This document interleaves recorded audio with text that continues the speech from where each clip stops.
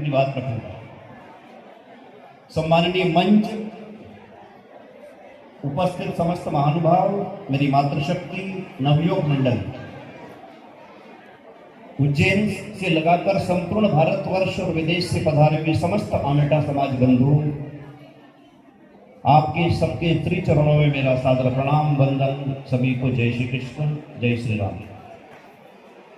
हम सबके सब हमारे का ध्येय वाक्य लेकर हम आगे बढ़े हैं।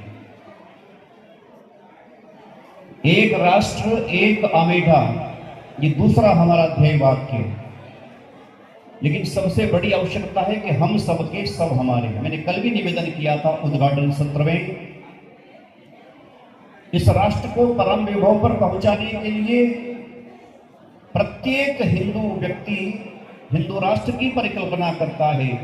उसमें इस राष्ट्र को परम वैभव पर पहुंचाने में अखिल भारतीय आमेठा ब्राह्मण समाज भी अपनी एक आहुति दे रहा है। इसलिए मैं आप सबको पुनः शुभकामना देता हूं कि निश्चित हम संकल्प को साकार करने जा रहे हैं। एक बगीचे में एक फूल की कली, उस छोटी सी फूल की कली के मन में एक संकल्प आया और संकल्प ये था कि मेरी इच्छा है कि मैं रामेश्वर जाकर भगवान रामेश्वर के श्री चरणों में समर्पित हो जाऊं। इच्छा, यत्न और अनुग्रह, इन तीन चीजों को अगर हमने ठीक से समझ लिया तो प्रत्येक समस्या का समाधान हो सकता है। प्रत्येक संकल्प को हम साकार रूप में देख सकते हैं। उस छोटी सी फूल की कली के मन में संकल्प आया रामेश्वर के दर्शन करने का। इच्छा मन में हुई। इच्छा के बाद प्रयत्न करने की आवश्यकता है, लेकिन वो कली प्रयत्न नहीं कर सकती स्वतः, तो वहां पर अनुग्रह काम आया। उसके मन में इच्छा हुई तो बगीचे में माली आता है फूल तोड़ने। उस फूल तोड़ने के समय गलती से उस माली ने उस फूल की कली को तोड़ लिया। जब वो माली फूल की कली को लेकर घर जाता है तो उसकी पत्नी ने माला बनाई। जब माला बनाई तो उस फूल की कली के पेट में सुई को चुभाया गया। बहुत पीड़ा हुई उस कली को।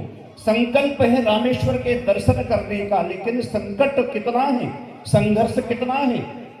सुई चुभाई गई, बहुत पीड़ा हुई, फिर भी वो अपने संकल्प से अडिग नहीं, क्योंकि संकल्प उसी को कहते हैं जिसका कोई विकल्प ना हो।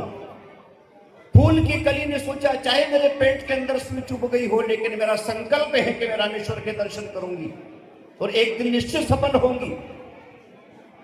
उस माला में बुझ दिया गया उस फूल की कली को। वो माला चली गई बाजार में बिकने। फूल की कली ने सोचा प्रसन्नता की बात है कि कोई दर्शन करने वाला भगवान के गले में इस माला को पहनाएगा और मेरी मनोकामना पूर्ण हो जाएगी। लेकिन वो माला खरीदने वाला एक खरीदार आया। वो माला पहुंच गई तवायफ के कोठे पर, जहां पर रात्रि भर गाना हुआ, बजाना हुआ, नृत्य हुआ। उसके मन में विचार आया कि मैंने संकल्प रामेश्वर के दर्शन करने का लिया था, लेकिन मैं तो यहां ऐसी घृणित जगह पहुंच गई जहां पर कोई आना पसंद नहीं करता। ईश्वर की कृपा देखना, रात भर मुजरा चलता रहा वो फूल की कली। बहुत दुखी हुई। प्रातः काल जब सफाई कर्मचारी आते हैं तो सारे फूल जो बिखर गए थे उनको इकट्ठा किया, झाड़ू से सोरा गया और एक कचरे के टोपली में डाल दिया गया। उस बड़ी टोपली से छोटी छोटी ऐसे करते करते म्युनिसिपालिटी के लोग आते, उस सारे कचरे को गटर में से इकट्ठा करते हैं। वो फूल की कली भी उस गटर में पहुंचती है। गंदी बदबू आ रही थी, लेकिन म्युनिसिपालिटी के लोग बड़े टैंकर में इकट्ठा करके उसको एक नाले में थमा देते हैं। एक नाले से दूसरे नाले में होती होती वो फूल की कली एक दिन नदी में चली जाती है। फिर भी उसका मन में संकल्प एक था कि मैं रामेश्वर के दर्शन करूंगी। अनेक नदियों में होती होती वो फूल की कली एक दिन पहुंच जाती है सागर में, समुद्र में। जब वो समुद्र में पहुंची तो उसके मन में ऐसी आस विश्वास हुआ कि अब निश्चित मैं रामेश्वर के दर्शन प्राप्त कर लूंगी, लेकिन कैसे पहुंचूं? बस उसी समय देखना, इच्छा, यत्न और परमात्मा की कृपा। इच्छा मन में हो गई थी, अनेक संकटों का सामना करने के बाद वो समुद्र तक पहुंच जाती है, उस समय परमात्मा की कृपा होती है। वैसे विद्वान संत वहां स्नान करने पहुंचे समुद्र में, और जैसे ही समुद्र में स्नान करके डुबकी लगाई, जय रामेश्वर का उद्घोष किया, और डुबकी लगाते हैं जब भी हम पानी में तो हम देखते हैं जो कचरा होता है वो हमारे माथे पर बैठ जाता है।